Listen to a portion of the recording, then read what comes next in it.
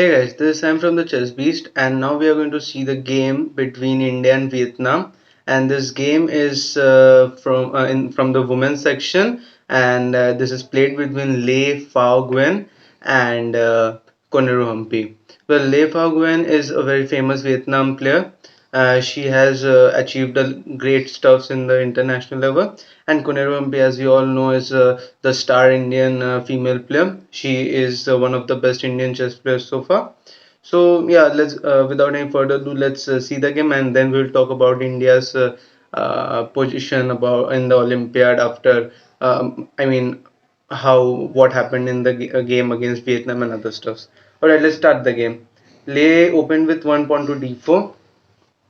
Koneu went d5, knight f3, knight f6, bishop f4, the London system, c5, the main line, e3, queen b6, trying to utilize the fact that bishop has left the c1 square and b2 is weak. The queen b6 tries to use that weakness, and knight c3, white offers the pawn with the idea of that after queen takes on b2, perhaps knight can jump on a4 with the play on the with few tempos on the queen, and then white might be doing good. c4, okay, c4 is not the main line here, but Koneru just closes the queen side, and maybe she wants to in some way to expand on the queen side and just make a passer there. Rook b1 protecting the b2 pawn. Perhaps bishop e2 was a better choice. Like let us see a variation. After bishop a2, say if black goes queen b2, then after this c3, and white's pieces are much more developed than black's pieces. Black's queen is so badly placed, and black's only one single knight has just developed, and still black would face a problem in developing this bishop and knight and castle. Black needs some time to develop while white is doing perfectly fine. So yeah, rook b1 was not a necessary, but still rook b1, e6, a3, bishop d6, bishop g3. Okay, the idea is very common idea that if you take on g3, then after g3, this rook is deadly on this h file. Castles, bishop e2, queen c7. Sometimes eyeing to play bishop g3 on some nice, there if knight is on e4, sometimes this sacrifice comes in when after queen into g3, black, just uses the fact that king is in the center. Okay, this doesn't come here, of course, but yeah, that's a motive as well. Okay, knight e5. Okay, if white tries to play knight b5, then black has this move queen a5 check. When after knight c3,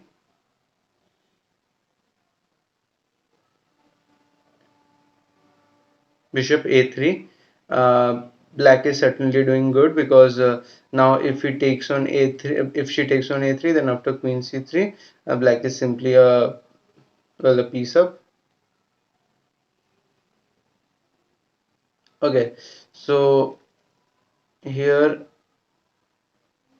white played knight e5, nbd7, and f4. Okay, f4 generally doesn't come in this position, because due to this f4 f pawn push, this e3 square becomes a weakness, and Koneru actually uses this fact and very nicely. We'll see as in the game she did it very nicely. First she played a6, expanding on the queen side, and after castles b5, bishop h4, and now knight e4.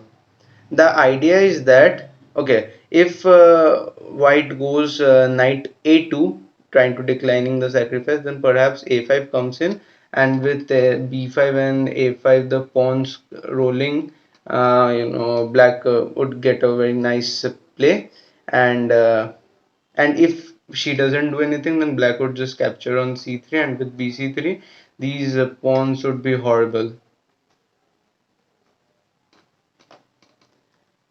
So white took on e4, the only option. But after d takes on e4, this juicy square is now available to this knight. And once, sorry, not there. And once this knight has landed on d5, then this e3 pawn starts to look a great target.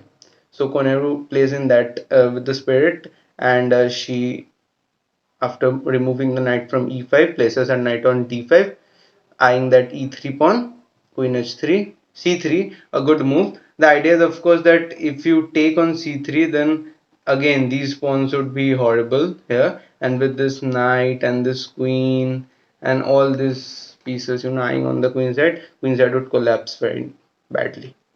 b4, declining the exchange and trying to keep the position open, and here bishop d7, developing the last minor piece, knight f2, attacking this e4 pawn, and f5, just defending it, g4.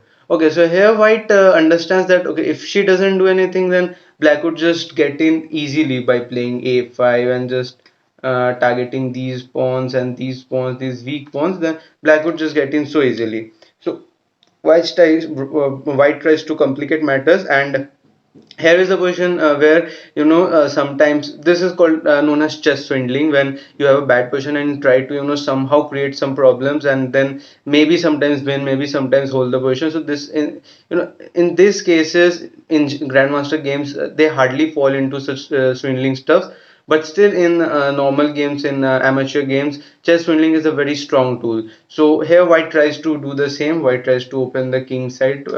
She wants to put her king on h1, put her rook on g1, and after these exchanges she wants to eye on this g5. Okay, but Koneru doesn't care. She understands the dynamics of the position, and she understands that there is nothing going on the king side, and she goes on with a5. King h1, white follows her idea, and rook a2, infiltrating on the queen side, bishop d1, protecting the c2 pawn, knight b4. And now black is simply a pawn up, and black is better, of course, but let's see how Koneru manages to win. First rook c1, knight d5, rook g1, and now comes another idea in this position. Due to this, this pawn structure and this dynamics here, black gets a nice sacrifice here. I mean, it's not a sacrifice, it's a very normal move, which is basic tactics for kid. So yeah, I don't think so you don't even need to pause the video to find that move. So it's black to move. What's the best move for black? Okay, I hope you have find the move. It's very easy. You have found the move, and that's simply knight e3.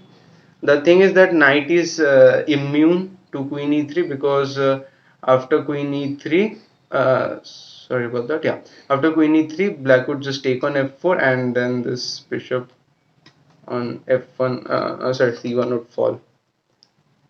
So after knight e3, white opens up the g file, and after gf5, queen g3, trying to get to get through the g file and attack the king. And after here here after knight h3, black takes on d1, rook d1, and now it's very easy for white to win the position, because this idea of taking on d1 is that now this threat is coming all the time, and with both these bishops so slicing through the position, and this rook, white can hardly do anything. So let's just see the end of the game. Black just played bishop d5, and after queen e3, blocking the pawn, b4, trying to play b3 sometimes, and after rook f7, bishop g3, h6, queen c4, h4, rook c7, just getting in all the pieces, h5, bishop f6, putting in on a better square and targeting that d4 pawn, and after bishop f2, queen a5, queen h3, black plays e3. Then after this double attack, just black is simply winning. White just lasted few moves. After queen e2, rook f1, bishop e4, and that's winning, because everything is falling apart. Bishop d4 is coming, rook c2 is coming, so everything is simply falling apart. So yeah, that was the game. Koneu Humpy won it in great style, I must say. About the others, Pentala Hare Krishna held a draw. He was at some point got some in the pawn end game. Earlier it was a drawn position, but in the pawn end game he got some winning chances, but he messed up and he couldn't convert. Vidit was under some pressure, but he managed nicely to hold the position. And of course, we would cover another game from this round, that is between Nihal Sarin and Lei Kwam Liam. Okay, Lei Kwam Liam is also a very famous junior chess player, and he's also a grandmaster from Vietnam. And in that match, Lei Kwam Liam was just crushing Nihal throughout, but just a small mistake in the position, and Nihal just gets in with so less time. He plays so accurately to win the game. Okay, that is not one of the best games, but still, it's worth showing the talent of Nihal as a how fast he can actually play and how nicely he can manage to bring out ideas in just flash of time. If I talk about the other players Harika defeated her opponent from Vietnam very easily. It was not a tough game at all. Divya had a bad luck because she was better, but she got flagged due to the time. So yeah, that's the result after the second round. India manages to defeat Vietnam with 3.5 and 2.5.